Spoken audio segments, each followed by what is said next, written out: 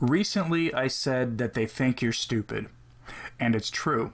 They really think that you and I are really stupid. By now, you know that there is a battle for the very identity of the Catholic Church being waged. Some are saying that the culture war has finally come to the Church, but anyone saying that is either a true believer in the Council or hasn't been paying attention at all. The culture war originated in the Catholic Church. It did not just suddenly come to it. And they think you're stupid because they expect you to just accept the official line about the need to embrace revolutionary ideology added to the Church and its institutions without so much as a fuss.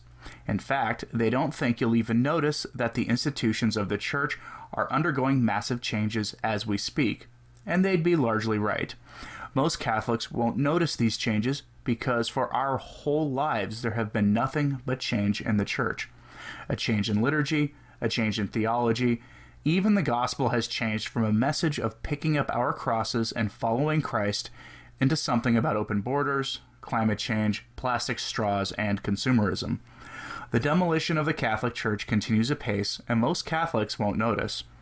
But you will notice because if you're watching or listening to this screed, then you're one of the few paying attention. Congratulations to you for having chosen to wake up to the truth of the situation. And being awake to the situation comes with great responsibility. So, what am I talking about today? There is a battle for the very identity of the Catholic Church being waged right now. And that battle comes on at least three fronts. The battle for the life in the parish that will be waged in the Amazon Synod in October, the battle for what moral law the Church teaches that is being waged right now in the John Paul II Institute for Marriage and Family Life, and the battle for what Catholics believe, which has been waged for decades, and that battle is almost lost if the statistics about the Eucharist and belief in the real presence are remotely true. Let's have a look at this battle because we need to know what we're up against. But let's take a moment to thank my patrons for their support. This channel is kept going by the support of regular viewers like you. If you want to support the work of this channel, you can do so by following the link in the description of this video to Subscribestar or Patreon and helping out for as little as $1 each month. For that, you get access to supporter-only live streams, early access to special videos, and other perks that are in the works. In addition, you can help out this channel through traditional mail, and everyone can help out by sharing videos with others that you think are important. Thank you, and on to the news. The issue of identity is critically important in the life of the Catholic. We are to be Catholics before we are anything else, and the faith is to play a central role in what we do in every area of life. We don't cease to be Catholics when we arrive at work. We don't cease to be Catholics when we enter the voting booth, or go to a neighbor's barbecue, or when we go to the theater to watch the latest piece of Hollyweird propaganda. Our identity is something we don't leave at home. It guides our actions, our way of living, even the thoughts we have in our heads that we keep behind the mask everyone wears in public. Being a Catholic is a full-time affair. Every waking moment is or should be influenced by our faith. That is part of the point behind the concept of the consent of the will when we sin. For in those moments when we commit a mortal sin, we do so with the full knowledge that what we do is not in keeping with the expectations that come with living the life of a Catholic, which begins with obedience to God and following Christ while carrying our cross. That identity is under assault at this moment. I don't need to repeat that anymore. You know it as well as I do. It's a quiet persecution happening from within the Church, one which the world will barely take notice of. And when they do take notice of it, it is to cheer and support for those revolutionaries pushing for change. This week's major change from the John Paul II Institute hasn't yet really been noticed by the world, but those who profess to be Catholic but are really of the world within the Church and the establishment Catholic media have certainly taken notice and are cheering the demolition of an institution that was founded directly in response to what is apparently part of the message of Our Lady of Fatima. One media outlet, LaCroix, has called the changes much needed. Go figure. As the story goes, though, from Fatima, Sister Lucia said that the final battle would be over marriage and the family. She recounted that message to Cardinal Caffarra long ago. Later, Cardinal Caffarra was put in charge of the John Paul II Institute for Marriage and the Family, and operated the institute with the intention of forming lay and clerical leaders to defend the family in various walks of life. That was until he was summarily dismissed by Francis recently as part of the structural and statutory changes being put in place to bring the Institute more in line with Amoris Laetitia, which has enabled some dioceses to permit sacrilegious communion by adults living in what the Church has always called objectively adulterous relationships. That battle for marriage and the family has come from the Church within the Church, it seems, and rather appropriately, its ground zero is an institution founded on the influence of Our Lady of Fatima. It'd be a humorous development if the consequences and implications of that weren't so serious.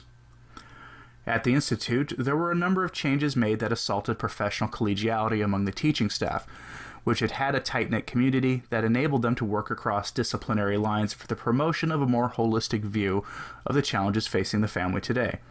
The expulsion of reasonably orthodox teachers and staff has left the students and remaining staff in shock, not to mention the effect of bringing in a new chancellor who fully embraces Amoris Laetitia, as well as all manner of secularizing heterodox ideas on personal morality. Many of the staff were dismissed to make room for social science professors, which is a move that can only have disastrous effects. And I don't say that merely because I, from experience and training, can tell you that nearly across the board, the social sciences are utterly corrupt. That is certainly true, and most of the horror stories you hear coming from secular universities, and frankly some religious universities, across the West are due to the social sciences continuing to evolve in the only logical way they could, given the change in focus in these various fields of study over the past century, into something frankly revolutionary in nature. Bringing that garbage into the Church is bad enough, but what the social sciences are replacing makes this far worse. The reduction of teaching staff has come in the Department of Moral Theology. Think about that for a moment. A Catholic institute brings in frankly secular experts, Catholic or not, and then has replaced highly regarded professors who teach the Catholic faith at a level appropriate for world-class academics, who will then take their knowledge and use it in the world to promote the family and marriage. It's enough to make a reasonable Catholic sick. Don't take my word for it. Father Jose Granados is a priest who teaches at the John Paul II Institute, and he told Catholic News Agency this in a recent interview. Quote, "In addition, in the new statutes, there is a decisive change, the drastic reduction of moral theology. In the official statement of the Institute issued on July 29th, it is said that the moral theology finds a new place, and it is pointed out that there are two chairs of morality, the morality of love and marriage on the one hand, and the ethics of life for another. What is not said is that, according to the old statutes, there were already two chairs that covered these subjects, a chair of special morals for sexuality and marriage, and one of bioethics. Nor is it said that in the new curriculum, the marriage morality now will only have 3 credits, half that of most other chairs. Morality, therefore, has been reduced by half, and not only that, they have thrown out the teachers who taught it, Melina Noriega, and for bioethics, Maria Luisa de Pietro." End quote. Did you catch that? Those tasked with promoting marriage and the family have had their moral theology training cut in half and replaced with social sciences. Prominent among that will certainly be sociology, and probably some degree the intersectional cancer that has infected the minds of academia in the West will make its way into the John Paul II Institute through those professors hired to fill those roles. One of the reasons given by Father Granados is that Molina stood by the teachings of Humanae Vitae and Veritatis Splendor, which condemns sexual acts outside of marriage as well as the contraceptive mentality that defies God and leads to sterile living and the culture of death. Those documents, despite their flaws, stand in opposition to Amoris Laetitia and statements made by this pope, and those around him that open the door for the use of chemicals to thwart life, which, when combined with Laudato Si, forms the backbone of some chilling reasoning for the change in moral teaching and the promotion of social science instead of moral theology. But this is to be expected. After all, it is pure materialistic reasoning that is behind the revolutionary calls coming from the German Bishops' Conference for the coming Amazon Synod, that will change the application of this morality in the life of the priesthood, as well as in the reduction of the priesthood into something lesser, by advocating for the inclusion of men who aren't traditionally called to the priesthood into some new mockery of the clerical state, in the name of evangelization, of course. All the while, in true sociological fashion, the errors of the target population in the Amazon aren't combated, but embraced, in the name of some eco-theological cosmovision that is far from being Catholic. For most people, the married state is what we are called to, and it becomes the central spiritual battle of our lives of faith. It becomes the greatest opportunity to grow in Catholic virtues by dying to self, by raising and teaching our children to live lives at the foot of the cross, and to sacrifice for the good of the spouse. Yet today, this central aspect of our Catholic identity is under threat from those forces who have no understanding or respect for Catholic identity, because they have been formed deeply by the modernist errors condemned by Pope St. Pius X more than a century ago. In his groundbreaking encyclical Pascendi, which can be found on this channel, the saintly Pope declared that the modernists want to change the identity of the Catholic by focusing the life of the faith on the individual feelings and experiences of the Catholic and embracing those feelings and experiences into the life of the Church. This is a form of relativism called vital immanence, and it runs rampant through the Church today, and it is fully compatible with the sociologists and others who will soon be a wrecking ball at the JPII Institute in the coming academic year. It especially runs rampant in the minds of those who wrote and approved the Instrumentum Laborum for the Amazon Synod, a document which calls for people to embrace the spirits of the Amazon and declares that the Amazon region is a source for new revelation. Statements which on their face are bogus and so filled with error that they don't warrant further comment. This dangerous line of thinking subsumes the Catholic identity, which is one that we are to embrace and to leave our old selves behind when we die to self for the cross of Christ. And that is under threat today in the Church. At the start, I listed all the typical things we Catholics are called to do in our normal lives. Sadly, those are called for in normal times.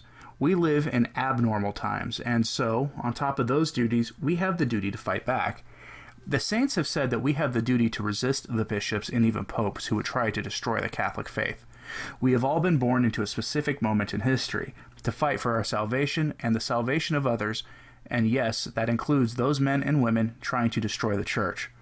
Are you up to the task? Will you fight for the preservation of the Catholic faith? The time is quickly approaching when the real faith will be preserved in the homes of Catholics and in the parishes of those brave priests willing to stand up against the revolutionaries in their parishes who want to promote the goals of the modernists and their constant call for never-ending revolution. If you're up to this task, prayer and fasting are our prime weapons for this battle. The Rosary, the Office of the Virgin Mary, many other devotions are our weapons.